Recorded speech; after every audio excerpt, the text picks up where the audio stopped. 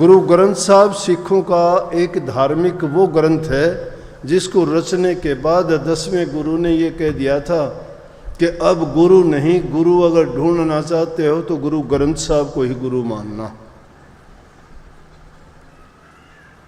ये पहला गुरु ग्रंथ साहब का प्रथम प्रकाश पर्व माना जाता है आज का दिन, इसलिए महान दिन है।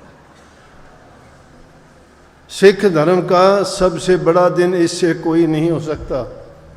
तो हम भी उसी जमात के, उसी नानक साहब को, उन्हीं सिद्धांतों को, उन्हीं धर्म को, उन्हीं मर्यादाओं का पालन करने वाले हैं। हमारे भी नियम वही हैं, हमारे भी सिद्धांत वही हैं। संत सभी एक ही संदेश देते हैं कि बुरे और खोटे कर्मों को त्याग करके प्रभु की भक्ति करो, नेक कर्म करो, मनुष्य मात्र के उद्धार, कल्याण और भलाई और नेक काम करोगे तो तुम्हारा जीवन पवित्र होगा। गुरु ग्रंथ साहब में 1430 पन्ने हैं और 5894 शब्द हैं उसमें, और पहले 6 गुरुओं की वाणी है और 15 दूसरे संतों की वाणियों का भी संकलन किया गया है। ये 5वें बादशाह अर्जन साहब ने करवाई थी।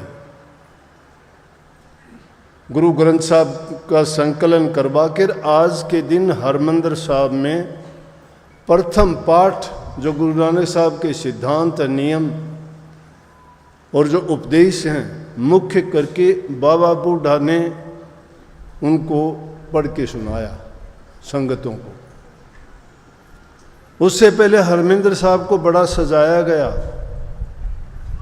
और बहुत खुशी के साथ आज के दिन उनका प्रथम वो दिन था जब बाबा बूढ़ा ने, बाबा बूढ़ा कौन था?